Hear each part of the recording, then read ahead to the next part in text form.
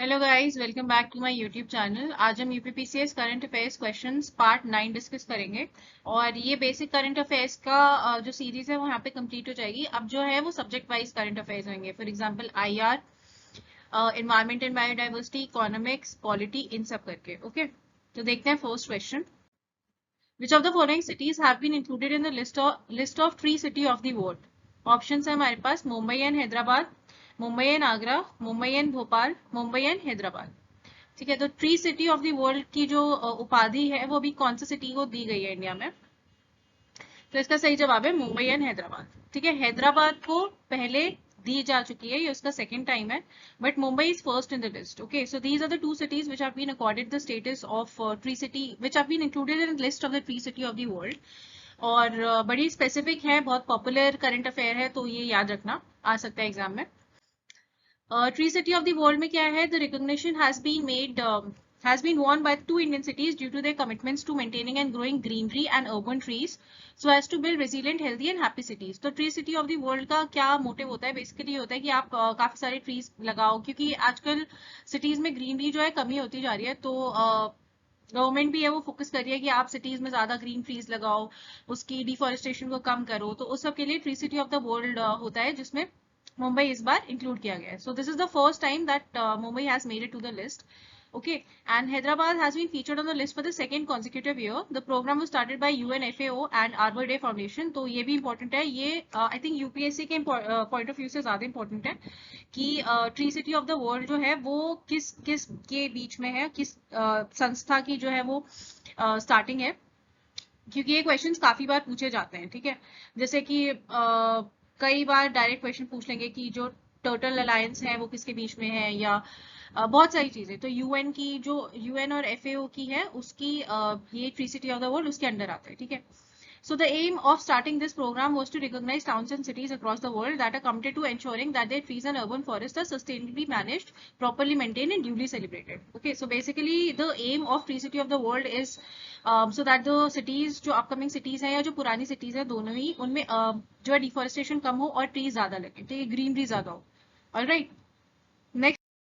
Okay, so next question is, recently BRO will construct world's highest tunnel in which of the following passes? Option है हमारे पास शिंकुला पास, नथुला पास, शिपकिला पास और जयलेपला पास। अब ये Passage जो है ये काफी इंपॉर्टेंट होते हैं।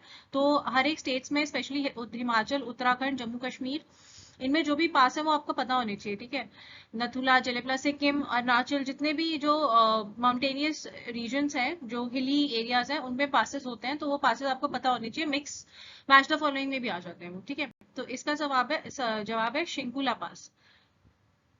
So the BRO will construct world's highest tunnel at Shinkula Pass at 16,580 feet to connect Himachal Pradesh to Ladakh. So ये किस BRO ने बनाई है, उसकी हाइट कितनी है और कनेक्ट किसको करेगा? हिमाचल प्रदेश को कनेक्ट करेगा लद्दाख से। ठीक है, दिस इज वेरी इंपॉर्टेंट कि वो किस किस को कनेक्ट कर रहा है। Alright, next question is, what is the objective of Samarth initiative? Option A is to provide skill development and market development assistance to women. Option B is to stop women trafficking. Option C is to provide basic education to girls below 18 years of age. And option D is to have basic sanitation facilities at public places.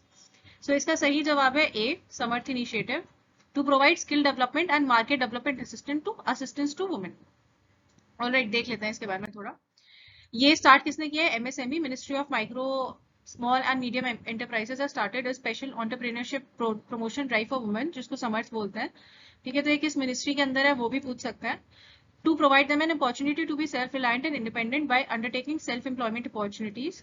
And ये क्या था? To celebrate international women's day, MSME organised an international conference empowering women's entrepreneurs in association with national small industries corporation and India SME foundation.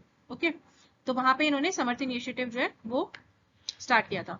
So again Samarth initiative MSME का है और basically women को self reliant और independent बनाने के लिए ये start किया गया है by MSME. Alright, next question है, what is the objective of Sujalam 2.0 campaign?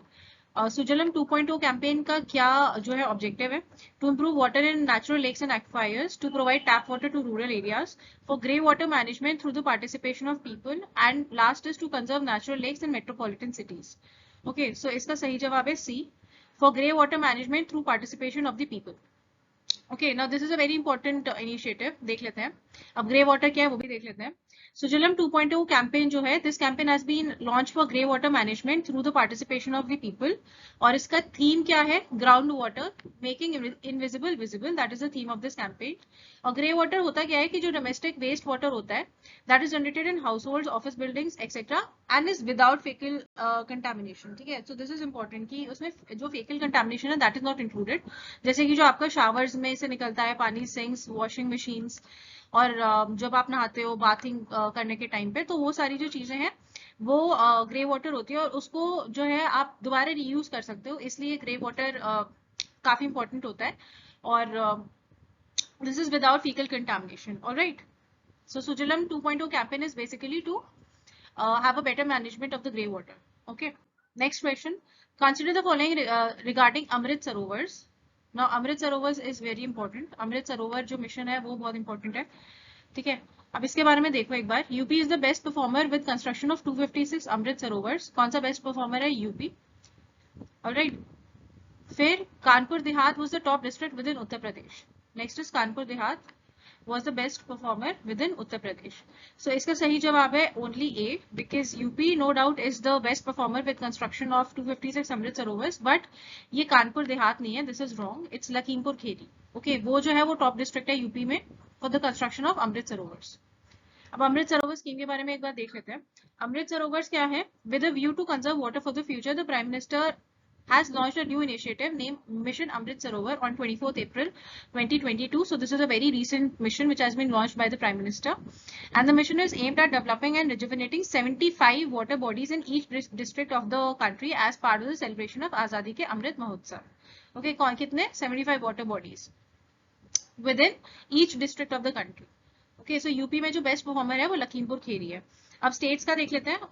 States में बेस्ट परफॉर्मर कौन कौन है? सबसे पहले उत्तर प्रदेश, जिसमें लखीमपुर खेरी जो है वो फर्स्ट पे है, फिर मध्य प्रदेश, फिर Jammu Kashmir, Rajasthan, and then Tamil Nadu. Now this order is also very important, because question में पूछ सकते हैं कि आप अरेंज करो ऑर्डर वाइज, या फिर कौन सा स्टेट है जिसने बेस्ट परफॉर्मेंस करी है।